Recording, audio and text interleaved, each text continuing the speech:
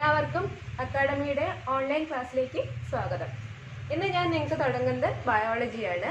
നിങ്ങൾ അറിയാം, നിങ്ങളിപ്പോൾ 7ാം ക്ലാസ്സിൽ നിന്ന് 8ാം ക്ലാസ്സിലേക്ക് വന്നിട്ടുള്ള കുട്ടികളാണ്. അപ്പോൾ 7 വരെ നിങ്ങൾ പഠിച്ചിട്ടുള്ളത് ബയോളജി എന്നോ ഫിസിക്സ് എന്നോ കെമിസ്ട്രി എന്നോ ഒരു വേർതിരിവില്ലാതെ എല്ലാം ഒറ്റ ഒരു ടെക്സ്റ്റിൽ അടിസ്ഥാന ശാസ്ത്രം അല്ലെങ്കിൽ ബേസിക് സയൻസ് എന്ന് പറയുന്ന രീതിയിലാണ് നിങ്ങൾ പഠിച്ചു വന്നത്. ഇപ്പം ഈ 8ാം ക്ലാസ് അല്ലെങ്കിൽ ഹൈസ്കൂൾ തലത്തിലേക്ക് നിങ്ങൾ എത്തുമ്പോഴത്തേക്ക്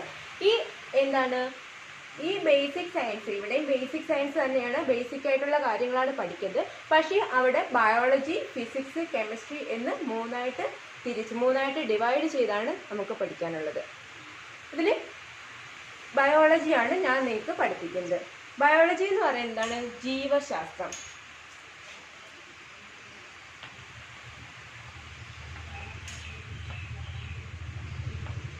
ഇപ്പോൾ ജീവശാസ്ത്രം എന്ന് പറയുമ്പോഴത്തേക്ക് നമുക്കറിയാം എന്താണ് നമ്മുടെ ജീവനുള്ളത്, അതുമായിട്ട് ബന്ധപ്പെട്ട സയൻസാണ് ജീവശാസ്ത്രം എന്ന് പറയുന്നത്. നമുക്ക് ഈ ബയോളജി എന്നുള്ള വേർഡ് സ്പ്ലിറ്റ് ചെയ്യുമ്പോൾ തന്നെ മനസ്സിലാക്കാം. ബയോ എന്ന് വെച്ചാൽ സംതിങ് റിലേറ്റഡ് ടു ലൈഫ്, നമ്മുടെ ജീവനുമായി ബന്ധപ്പെട്ട എന്തോ ഒന്ന്, അതാണ് ബയോ എന്നുകൊണ്ട് ഉദ്ദേശിക്കുന്നത്. Bio means something related to life, ജീവനുമായി ബന്ധപ്പെട്ടത്, അതാണ് bio. Logos means study, something related to life, അതിനെക്കുറിച്ചുള്ള സ്റ്റഡി, അതാണ് ബയോളജി എന്ന് പറയുന്നത്. ബയോളജിയുടെ ആദ്യത്തെ ചാപ്റ്റർ എന്ന് പറയുന്നത് life mysteries in little chambers, കുഞ്ഞറയ്ക്കുള്ളിലെ ജീവരഹസ്യങ്ങൾ. എന്താണ് ഈ കുഞ്ഞറ എന്ന് പറയുന്നത്, അല്ലെങ്കിൽ ലിറ്റിൽ ചേമ്പേഴ്സ് എന്ന് പറയുന്നത് എന്താണ്? ലൈഫ് മിസ്റ്ററീസ്, അവിടെ ആ കുഞ്ഞറയ്ക്കുള്ളിൽ കാണപ്പെടുന്ന, അല്ലെങ്കിൽ ഈ ലിറ്റിൽ ചേമ്പേഴ്സിനുള്ളിലെ ജീവരഹസ്യങ്ങൾ. അപ്പോൾ എന്തോ രഹസ്യങ്ങൾ ഇവിടെ ഉണ്ട്. ആ രഹസ്യങ്ങളെ പറ്റിയാണ് നമ്മളിന്ന് ഈ ചാപ്റ്ററിൽ പഠിക്കാൻ പോകുന്നത്. അപ്പോൾ ഈ കുഞ്ഞറ എന്ന് പറയുമ്പോഴത്തേക്ക് എന്താ ഉദ്ദേശിക്കുന്നത്? അവിടെ എന്തായിരിക്കും കുഞ്ഞറ എന്ന് പറയുമ്പോഴത്തേക്ക്? അതെന്ന് പറയുന്നത് സെല്ലാണ്. സെൽ അല്ലെങ്കിൽ കോശം. നമ്മുടെ ശരീരം അല്ലെങ്കിൽ ഓരോ ജീവിയുടെയും ശരീരം നിർമ്മിച്ചിരിക്കുന്ന അടിസ്ഥാന ഘടകമാണ് സെൽ എന്ന് പറയുന്നത്. അത് ബേസിക് യൂണിറ്റ് ഓഫ് ലൈഫ്.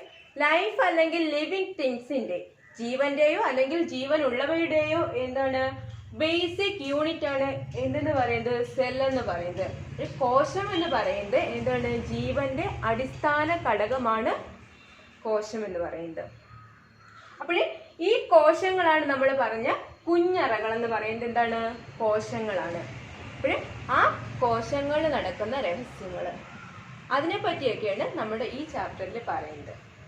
അപ്പോൾ ആദ്യം നോക്കാം, ഈ കോശം എന്ന് പറയുന്നത് വളരെ ചെറുതാണെന്ന് പറഞ്ഞു. ഇതിനെ നമുക്ക് എങ്ങനെ കാണാൻ പറ്റും? നമുക്ക് നേരിട്ട് കാണാൻ പറ്റുമോ? നമ്മൾ പറഞ്ഞു നമ്മുടെ ശരീരമൊക്കെ നിർമ്മിച്ചിരിക്കുന്നത് കോശങ്ങൾ കൊണ്ടാണ്. കോശങ്ങൾ ചേർത്ത് വെച്ചാണ് ഓരോ ശരീരവും നിർമ്മിച്ചിരിക്കുന്നത്. നമുക്കറിയാം, നമ്മൾ വീടുണ്ടാക്കുമ്പോഴത്തേക്ക് ഒരു ഇഷ്ടിക ആദ്യം വെക്കും, അതിൻ്റെ കൂടെ അടുത്തത് വെക്കും, അങ്ങനെ ചേർത്ത് ഒരുപാട് ഇഷ്ടികകൾ ചേർന്നാണ് ഒരു വീട് വെക്കുന്നത്. അതുപോലെ തന്നെയാണ് ഈ സെല്ലുകൾ ചേർന്നാണ് നമ്മുടെ ശരീരം രൂപപ്പെട്ടിരിക്കുന്നത്. ഈ സെൽ അല്ലെങ്കിൽ ഈ സൂക്ഷ്മമായിട്ടുള്ള ഈ സെല്ലിനെ നമുക്ക് എങ്ങനെ കാണാൻ പറ്റും? വല്ല വഴിയുണ്ടോ കാണാൻ? അതിനെ ഉപയോഗിക്കുന്നതാണ് microscope.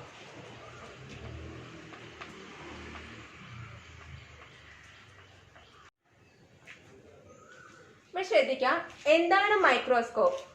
Microscope is an instrument that magnifies small objects that cannot be seen by our naked eyes. നമ്മുടെ കണ്ണുകൾ കൊണ്ട് അല്ലെങ്കിൽ നഗ്ന നേത്രങ്ങൾ കൊണ്ട് കാണാൻ കഴിയാത്ത സൂക്ഷ്മജീവികളെ വലുതാക്കി കാണാൻ ഉപയോഗിക്കുന്ന ഒരു ഉപകരണമാണ് മൈക്രോസ്കോപ്പ്. നോക്കാം, എന്താണ് മൈക്രോസ്കോപ്പ് എന്ന് പറയുന്നത്? It is an instrument used to magnify objects. ഒബ്ജക്ട്സിനെ മാഗ്നിഫൈ ചെയ്യുക. മാഗ്നിഫൈ മീൻസ് വലുതാക്കി കാണിക്കുക.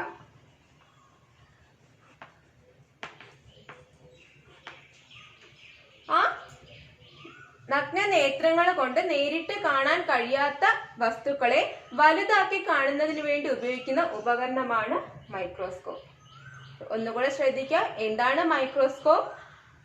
മൈക്രോസ്കോപ്പ് എന്ന് പറയുന്നത് It is an instrument used to magnify objects that cannot be seen by our naked eyes. നമ്മുടെ കണ്ണുകൾ കൊണ്ട് നേരിട്ട് കാണാൻ കഴിയാത്ത സൂക്ഷ്മജീവികളെ വലുതാക്കി കാണിക്കുന്നതിന് വേണ്ടി ഉപയോഗിക്കുന്ന ഉപകരണമാണ് മൈക്രോസ്കോപ്പ് എന്ന് പറയുന്നത്.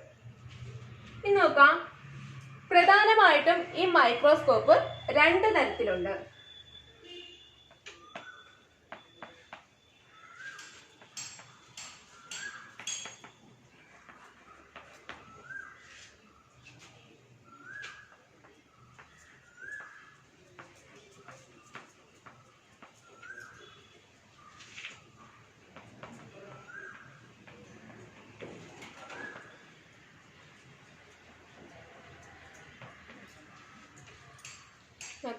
പ്രധാനമായും മൈക്രോസ്കോപ്പ് രണ്ട് തരത്തിലുണ്ട്. Simple microscope and compound microscope. എന്താണ് ഈ സിമ്പിൾ മൈക്രോസ്കോപ്പ് അല്ലെങ്കിൽ കോമ്പൗണ്ട് മൈക്രോസ്കോപ്പ് എന്ന് പറയുന്നത്? സിമ്പിൾ മൈക്രോസ്കോപ്പ് എന്ന് പറയുന്നത് ഒരു ലെൻസ് മാത്രം ഉപയോഗിക്കുന്ന മൈക്രോസ്കോപ്പ്. മൈക്രോസ്കോപ്പിൽ ഒരു ലെൻസ് മാത്രമേ ഉള്ളൂ എങ്കിൽ അത്തരം മൈക്രോസ്കോപ്പുകളെയാണ് സിമ്പിൾ മൈക്രോസ്കോപ്പുകൾ എന്ന് പറയുന്നത്. സിമ്പിൾ മൈക്രോസ്കോപ്പ് എന്ന് വെച്ചാൽ microscope which have only one lens, ഒരു ലെൻസ് മാത്രമേ ഉള്ളൂ എങ്കിൽ അതിനെയാണ് എന്തെന്ന് പറയുന്നത്? Simple microscope. അപ്പോൾ എന്തായിരിക്കും കോമ്പൗണ്ട് മൈക്രോസ്കോപ്പ്? സിമ്പിൾ മൈക്രോസ്കോപ്പ് ഒരു ലെൻസാണ് ഉപയോഗിക്കുന്നതെങ്കിൽ കോമ്പൗണ്ട് ലെൻസിൽ ഒന്നിലധികം ലെൻസുകളെ ഉപയോഗിക്കുന്നു. ആ രണ്ട് വ്യത്യാസമേ തമ്മിലുള്ളൂ. പ്രധാനമായിട്ടും നമ്മൾ മൈക്രോസ്കോപ്പിനെ രണ്ടായിട്ട് തിരിച്ചിരിക്കുന്നു: simple microscope and compound microscope. Simple microscope have only one lens and compound microscope have more than one lens.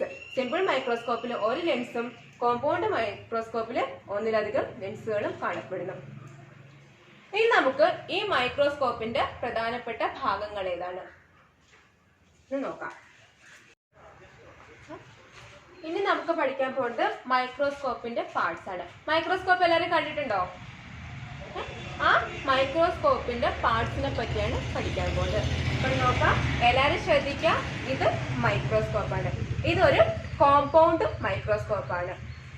ഇത് കോമ്പൗണ്ട് മൈക്രോസ്കോപ്പ് ആണെന്ന് പറയുന്നത് നമുക്കിത് ഇതിന്റെ പാർട്സ് എല്ലാം പഠിച്ചു കഴിയുമ്പോഴത്തേക്ക് നമുക്ക് മനസ്സിലാവും എന്തുകൊണ്ടാണ് ഇതിനെ കോമ്പൗണ്ട് മൈക്രോസ്കോപ്പ് എന്ന് പറയുന്നത്. നമ്മൾ നേരത്തെ പറഞ്ഞു, കോമ്പൗണ്ട് മൈക്രോസ്കോപ്പ് എന്ന് പറയുന്നത് എന്താണ്? ഒന്നിലധികം ലെൻസുകൾ ഉപയോഗിക്കുന്ന മൈക്രോസ്കോപ്പിനെയാണ് കോമ്പൗണ്ട് മൈക്രോസ്കോപ്പ് എന്ന് പറയുന്നത്. ഇനി നമുക്ക് നോക്കാം, ഇതിന്റെ സ്ട്രക്ചർ അല്ലെങ്കിൽ ഇതിന്റെ പാർട്സ് എല്ലാം പഠിച്ചു കഴിയുമ്പോഴത്തേക്ക് നമുക്ക് മനസ്സിലാവും ഇതിനെ എന്തുകൊണ്ടാണ് കോമ്പൗണ്ട് മൈക്രോസ്കോപ്പ് എന്ന് പറയുന്നത്. ഇപ്പോൾ നോക്കാം, ഒരു മൈക്രോസ്കോപ്പിന്റെ പ്രധാനപ്പെട്ട ഭാഗങ്ങളാണ് eyepiece, nose, objective lens, stage and clip, diaphragm, condenser and mirror. ഇതിൽ ഇത്രയും അല്ലാതെ വേറെ പാർട്സ് ഉണ്ട്. നമുക്ക് പഠിക്കാനുള്ള മെയിൻ ആയിട്ടുള്ള പാർട്സ് ആണ്, ഒരു മൈക്രോസ്കോപ്പിന്റെ പാർട്സ് ആണ് eyepiece, nose, objective lens, stage and clip, diaphragm, condenser lens and mirror. നോക്കാം, ഓരോ പാർട്സ് ആയിട്ട് പറയാം. First one, eyepiece. Eyepiece is the lens seen in the uppermost part of the microscope. മൈക്രോസ്കോപ്പിന്റെ ഏറ്റവും മുകളിലായിട്ട് കാണപ്പെടുന്ന ലെൻസ് ആണ് ഐ പീസ് എന്ന് പറയുന്നത്. ഇതിന്റെ ഏറ്റവും മുകൾ എന്ന് പറയുമ്പോഴത്തേക്ക് ഈ ഭാഗത്തായിട്ട്, അതായത് ഇവിടെ ഒരു ലെൻസ് ഉണ്ട്. ഈ ലെൻസിനെയാണ് എന്തെന്ന് പറയുന്നത്? ഐ പീസ് എന്ന് പറയുന്നത്. Eyepiece is the lens seen in the uppermost part of the microscope. മൈക്രോസ്കോപ്പിന്റെ ഏറ്റവും മുകളിലായിട്ട് കാണപ്പെടുന്ന ലെൻസ് ആണ് എന്തെന്ന് പറയുന്നത്? ഐ പീസ് എന്ന് പറയുന്നത്. ഇനി എന്താണ് ഈ ഐ പീസിന്റെ ഫംഗ്ഷൻ എന്ന് നോക്കാം. It magnifies the image formed from the objective lens. അതായത് ഒബ്ജക്റ്റീവ് ലെൻസ് രൂപപ്പെടുത്തുന്ന ഇമേജിനെ മാഗ്നിഫൈ ചെയ്ത് കാണിക്കുന്നു. നമ്മൾ നേരത്തെ പറഞ്ഞു, മാഗ്നിഫൈ ചെയ്യാന്ന് വെച്ചാൽ വലുതാക്കി കാണിക്കുക. അപ്പോഴേ ഒബ്ജക്റ്റീവ് ലെൻസ് ഫോം ചെയ്യുന്ന ഇമേജിനെ എന്ത് ചെയ്യുന്നു? വീണ്ടും ഈ ഐ പീസ് വലുതാക്കി കാണിക്കുന്നു.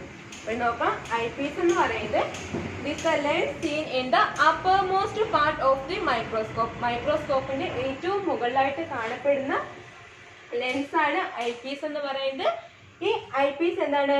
It magnifies the image formed by the objective lens. Objective lens form ചെയ്യുന്ന ഇമേജിനെ വീണ്ടും മാഗ്നിഫൈ ചെയ്ത് കാണിക്കുന്നു, വീണ്ടും വലുതാക്കി കാണിക്കുന്നു. അടുത്ത പാർട്ട് നോക്കാം, നോബ്സ്. അപ്പോൾ ഐ പീസ് എല്ലാവർക്കും മനസ്സിലായിട്ടുള്ള ആ ഐ പീസ് എന്ന് പറയുന്നത് മൈക്രോസ്കോപ്പിന്റെ ഏറ്റവും മുകളിലായിട്ട് കാണപ്പെടുന്ന പാർട്ടാണ് ഐ പീസ് എന്ന് പറയുന്നത്.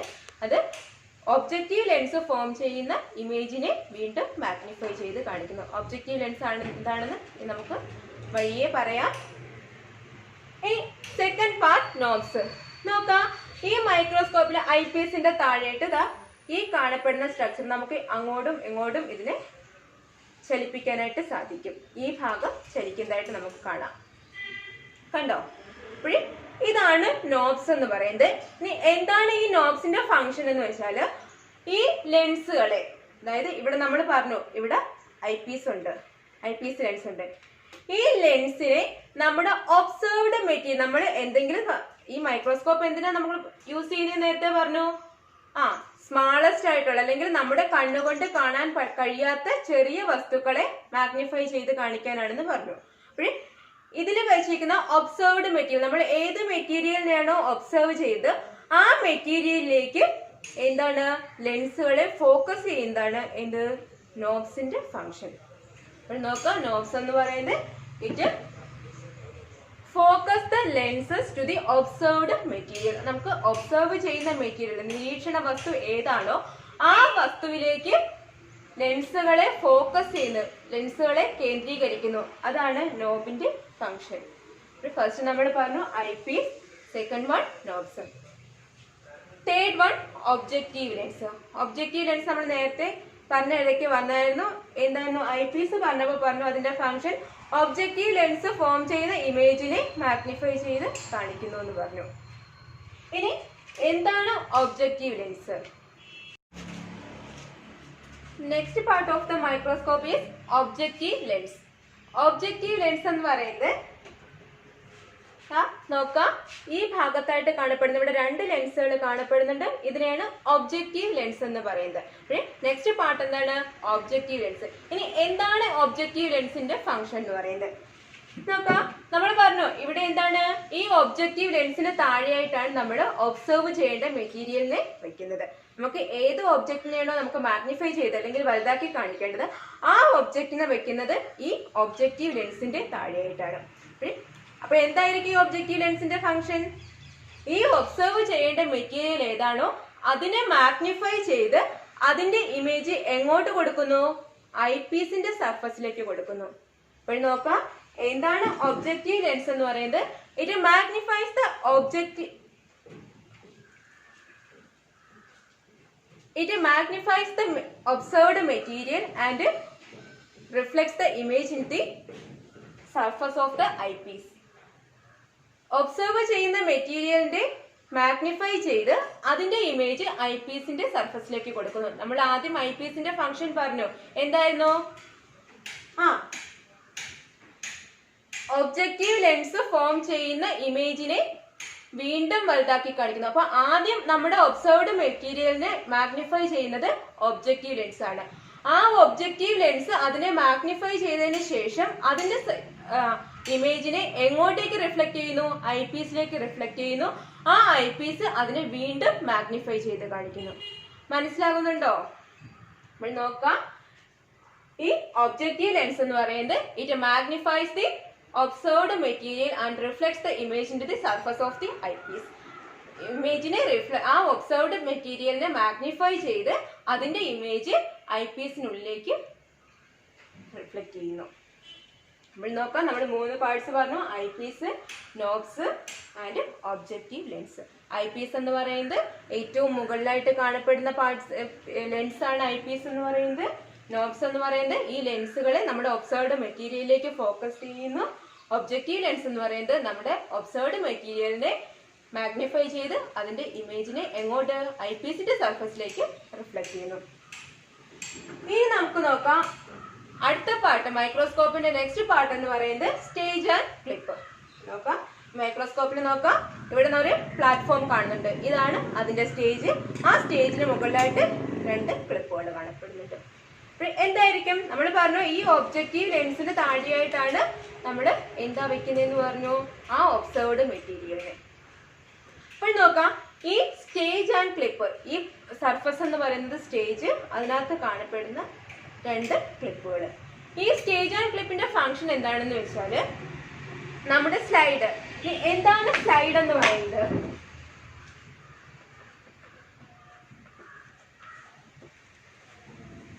സ്ലൈഡ് എന്ന് പറയുന്നത് ഒരു തിൻ ഗ്ലാസ് ഷീറ്റാണ് സ്ലൈഡ് എന്ന് പറയുന്നത്.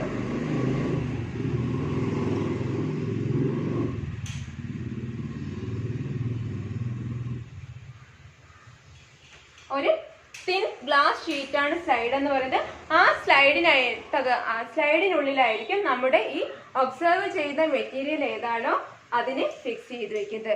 അല്ലാതെ ഡയറക്റ്റ് ആയിട്ട് നമുക്ക് ആ മെറ്റീരിയൽ നമുക്ക് ഒബ്സർവ് ചെയ്യേണ്ട അത് സ്മാളസ്റ്റ് മെറ്റീരിയൽ ആയിരിക്കും, ഏറ്റവും നമുക്ക് കാണാൻ പോലും കഴിയാത്ത മെറ്റീരിയൽ ആയിരിക്കും. അതിന് നമ്മൾ ഡയറക്റ്റ് ഇതിനകത്തോട്ട് വയ്ക്കുകയല്ല ചെയ്യുന്നത്, അത് എന്താണ് ഈ സ്ലൈഡിനുള്ളിൽ ഫിക്സ് ചെയ്ത് ആ സ്ലൈഡാണ് നമ്മൾ ഈ മൈക്രോസ്കോപ്പിന്റെ ഈ സർഫസിൽ വെച്ച് കൊടുക്കുന്നത്. അപ്പോൾ സ്റ്റേജ് ആൻഡ് ക്ലിപ്പിന്റെ ഫംഗ്ഷൻ എന്താണെന്ന് വെച്ചാൽ ഈ സ്ലൈഡിനെ പ്ലേസ് ചെയ്യാനും അതിന്റെ സ്ഥാനം മാറാതെ സൂക്ഷിക്കാനും യൂസ് ചെയ്യുന്നു. ആ സ്ലൈഡ് വയ്ക്കാനും അതുപോലെ അതിന്റെ സ്ഥാനം മാറാതെ സൂക്ഷിക്കാനും ഉപയോഗിക്കുന്നു. അപ്പോൾ ഈ സ്റ്റേജിൽ നമ്മൾ എന്താണ് ഈ സ്ലൈഡ് വയ്ക്കുന്നു, അതുപോലെ ഈ ക്ലിപ്പ് യൂസ് ചെയ്തുകൊണ്ട് അതിനെ ഫിക്സ് ചെയ്ത് വയ്ക്കുന്നു. സ്റ്റേജ് ആൻഡ് ക്ലിപ്പ് എന്ന് പറയുന്നത് സ്റ്റേജിനുള്ളിൽ സ്ലൈഡിനെ വെക്കുന്നു, അതിന്റെ സ്ഥാനം മാറാതെ സ്ലൈഡ് കൊണ്ട് ഫിക്സ് ചെയ്ത് വയ്ക്കുന്നു. ക്ലിപ്പ് ഉപയോഗിച്ച് ഫിക്സ് ചെയ്ത് വയ്ക്കുന്നു. അപ്പോൾ സ്റ്റേജ് ആൻഡ് ക്ലിപ്പിന്റെ ഫംഗ്ഷൻ എന്ന് പറഞ്ഞാൽ it place and fix the slide. സ്ലൈഡിനെ ഫിക്സ് ചെയ്യാനും അതുപോലെ അതിനെ സ്ഥാനം മാറാതെ സൂക്ഷിക്കാനായിട്ട് യൂസ് ചെയ്യും. നോക്കാം, അടുത്ത പാർട്ട് എന്ന് പറയുന്നത് ഡയഫ്രം. നമ്മൾ പറഞ്ഞു ഈ സ്റ്റേജ് ആൻഡ് ക്ലിപ്പിന്റെ അടിയിലായിട്ട് കാണപ്പെടുന്ന ഈ റൗണ്ട് പോർഷനാണ് ഡയഫ്രം എന്ന് പറയുന്നത്. ഇവിടെ നോക്കാം, ഇനി എന്താണ് ഡയഫ്രത്തിന്റെ function? It regulate the intensity of light. നമുക്കറിയാം ലൈറ്റിന്റെ സാന്നിധ്യത്തിൽ അല്ലെങ്കിൽ ലൈറ്റ് ഉണ്ടെങ്കിൽ മാത്രമേ നമുക്ക് ഈ മൈക്രോസ്കോപ്പിലൂടെ നമുക്ക് ഒബ്സർവ് ചെയ്യേണ്ട മെറ്റീരിയലിനെ കാണാനായിട്ട് സാധിക്കുള്ളൂ. അപ്പോൾ നോക്കാം, ഈ ഡയഫ്രം എന്ന് പറയുന്നത് it regulate the intensity of light. ലൈറ്റിന്റെ ഇന്റൻസിറ്റി, ആ പ്രകാശത്തിന്റെ തീവ്രത കുറയ്ക്കുന്നു അല്ലെങ്കിൽ അതിനെ നിയന്ത്രിക്കുന്നു. അതായത് കൂടുതൽ പ്രകാശം വരുമ്പോഴത്തേക്ക് നമുക്ക് ആവശ്യമുള്ളത് അല്ലെങ്കിൽ കുറച്ച് നമുക്ക് അതിനെ അഡ്ജസ്റ്റ് ചെയ്ത് നമുക്ക് ആവശ്യമുള്ള പ്രകാശത്തിനെ മാത്രം എന്താണ് അവിടെ അഡ്ജസ്റ്റ് ചെയ്ത് അല്ലെങ്കിൽ റെഗുലേറ്റ് ചെയ്ത് നമുക്ക് തരുന്നു. അതാണ് എന്തിന്റെ ഫംഗ്ഷൻ? ഡയഫ്രത്തിന്റെ ഫംഗ്ഷൻ എന്ന് പറയുന്നത്. നോക്കാം, ഡയഫ്രം എന്ന് പറയുന്നത് അതിന്റെ ഫംഗ്ഷൻ എന്ന് പറയുന്നത് it regulate the intensity of light. പ്രകാശത്തിന്റെ തീവ്രത ക്രമീകരിക്കുന്നത്. നമുക്ക് ആവശ്യമുള്ള അത്രയും അല്ലെങ്കിൽ ഈ ഒരു ഡയഫ്രത്തിലൂടെ കടന്നു വരുന്ന പ്രകാശത്തിന് നമുക്ക് ആ മെറ്റീരിയലിന് വേണ്ടുന്ന ആവശ്യത്തിനുള്ള അതിനനുസരിച്ച് ആ പ്രകാശത്തെ ക്രമീകരിക്കുന്നതാണ് ഈ ഡയഫ്രത്തിന്റെ ഫംഗ്ഷൻ എന്ന് പറയുന്നത്. നോക്കാം, നെക്സ്റ്റ് കണ്ടൻസർ. ഈ ഡയഫ്രത്തിനോട് ചേർന്ന് തന്നെ കാണപ്പെടുന്നതാണ് കണ്ടൻസർ എന്ന് പറയുന്നത്. ഇതിന്റെ ഫംഗ്ഷൻ എന്ന് പറയുന്നത്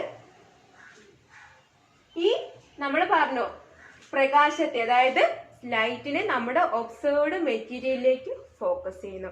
നമുക്കറിയാം ഈ സ്റ്റേജ് ആൻഡ് ക്ലിപ്പിലാണ് നമ്മൾ എന്താണ് ഈ സ്ലൈഡ് വെക്കുന്ന സ്ലൈഡിനുള്ളിലാണ് ഒബ്സർവ്ഡ് മെറ്റീരിയൽ ഉള്ളത്.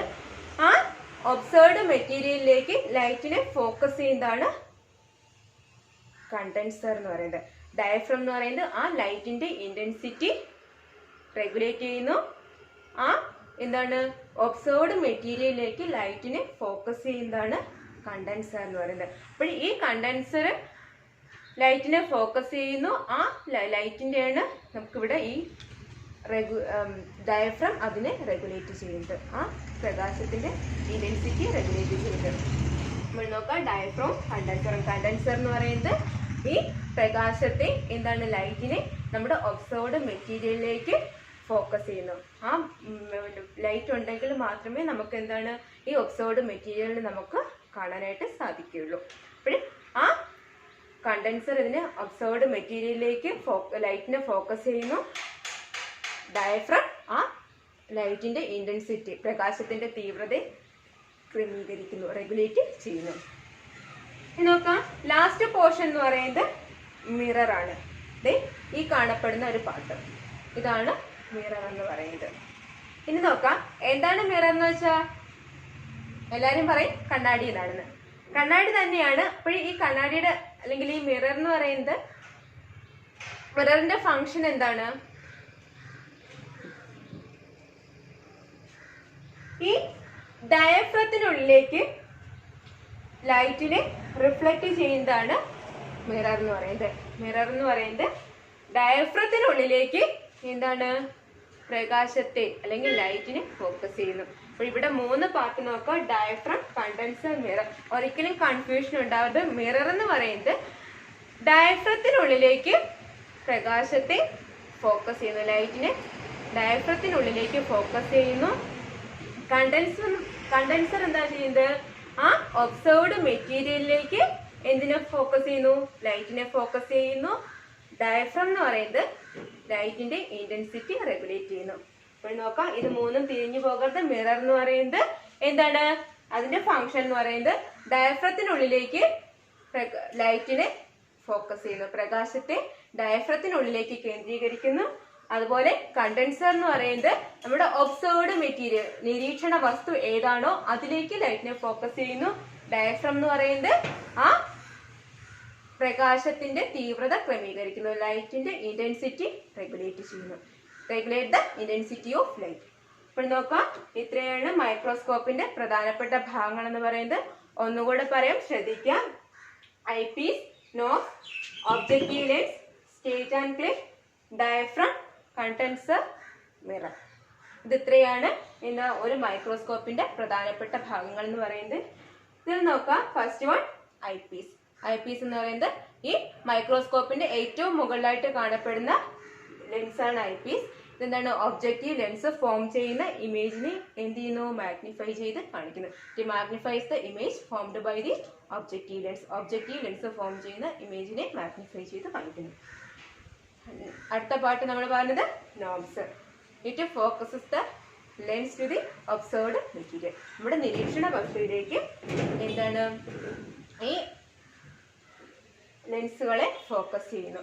അടുത്തത് ഒബ്ജക്റ്റീവ് ലെൻസ്. ഒബ്ജക്റ്റീവ് ലെൻസ് എന്ന് പറയുമ്പോഴത്തേക്ക് ആ നമ്മുടെ ഒബ്സർവ് ചെയ്യേണ്ട മെറ്റീരിയൽ ഏതാണോ അതിനെ മാഗ്നിഫൈ ചെയ്ത് അതിന്റെ ഇമേജ് എങ്ങോട്ട്? ഐ പീസിന്റെ സർഫസിലേക്ക് റിഫ്ലക്ട് ചെയ്യുന്നു. It magnifies the observed material and reflects the images into the surface of eyepiece. നിരീക്ഷണ വസ്തുവിന്റെ വലുതാക്കി, പ്രതിബിംബം വലുതാക്കി അതിനെ എങ്ങോട്ട് കൊടുക്കുന്നു? ഐ പീസിന്റെ പ്രതലത്തിലേക്ക് കൊടുക്കുന്നു. അടുത്ത പാർട്ട് പറയുന്നത് സ്റ്റേജ് ആൻഡ് ക്ലിപ്പ്. സ്റ്റേജും ക്ലിപ്പും. പിന്നെ നോക്കാം, നമ്മൾ പറഞ്ഞു നമ്മുടെ ഒബ്സർവ്ഡ് മെറ്റീരിയൽ ഒരു സ്ലൈഡിനുള്ളിലാണ് സൂക്ഷിക്കുന്നത്. ആ സ്ലൈഡ് എന്താണ് വയ്ക്കാനും അതിന്റെ സ്ഥാനം മാറാതെ സൂക്ഷിക്കാനും ഉപയോഗിക്കുന്നതാണ് സ്റ്റേജ് ക്ലിപ്പ്. നെക്സ്റ്റ് നമ്മൾ പറഞ്ഞത് ഡയഫ്രം. ഡയഫ്രം എന്ന് പറയുന്നത് ലൈറ്റിന്റെ ഇന്റൻസിറ്റി റെഗുലേറ്റ് ചെയ്യുന്നു. To regulate the intensity of light. പ്രകാശത്തിന്റെ തീവ്രത ക്രമീകരിക്കുന്നു. നെക്സ്റ്റ് കണ്ടൻസർ എന്ന് പറയുന്നത് എന്താണ്? നമ്മുടെ ഒബ്സർവ്ഡ് മെറ്റീരിയലിലേക്ക് ലൈറ്റിനെ ഫോക്കസ് ചെയ്യുന്നു. It focus the light into the observed material. Observed മെറ്റീരിയലിലേക്ക് ലൈറ്റിനെ ഫോക്കസ് ചെയ്യുന്നു. Then last one mirror. Mirror എന്താ ചെയ്യുന്നത്? ആ ഡയഫ്രത്തിനുള്ളിലേക്ക് ലൈറ്റിനെ ഫോക്കസ് ചെയ്യുന്നു. It focuses the light into the diaphragm. ഡയഫ്രത്തിലേക്ക് ഫോക്കസ് ചെയ്യുന്നു. അപ്പോൾ ഇത്രയാണ് മൈക്രോസ്കോപ്പിന്റെ പ്രധാനപ്പെട്ട പാർട്സ്. മൈക്രോസ്കോപ്പ് എന്താണെന്ന് പറഞ്ഞു. എന്താണ്? Is an instrument used to magnify objects that cannot be seen by our naked eyes. നമ്മുടെ നഗ്ന നേത്രങ്ങൾ കൊണ്ട് കാണാൻ കഴിയാത്ത വസ്തുക്കളെ വലുതാക്കി കാണിക്കാൻ വേണ്ടി ഉപയോഗിക്കുന്ന ഉപകരണമാണ് മൈക്രോസ്കോപ്പ്. അത് 2 തരത്തിലുണ്ടെന്ന് പറഞ്ഞു. ഏതൊക്കെയാണ്? Simple microscope and compound microscope. അപ്പോൾ നോക്കാം, നമ്മൾ ഇതിനെ കോമ്പൗണ്ട് മൈക്രോസ്കോപ്പ് എന്ന് ഫസ്റ്റ് പറഞ്ഞു. ഇവിടെ എന്താണ്? ഐ പീസ് എന്ന് പറയുന്ന ലെൻസ് ഉണ്ട്. അതുപോലെ ഒബ്ജക്റ്റീവ് ലെൻസ് എഴുതാൻ നോക്കുക. 1, ഇതിനകത്ത് 2, ഇനി വീണ്ടും ഇതിനകത്ത് 1 കൂടെ ഉപയോഗിക്കാം. അപ്പോൾ 1-ലധികം ലെൻസുകൾ നമ്മളിവിടെ യൂസ് ചെയ്യുന്നുണ്ട്. അതുകൊണ്ട് ഇതിനെ കോമ്പൗണ്ട് മൈക്രോസ്കോപ്പ് എന്ന് പറയുന്നു. അപ്പോൾ ഇത്രയും എല്ലാവർക്കും മനസ്സിലായെന്ന് വിശ്വസിക്കുന്നു. Thank you.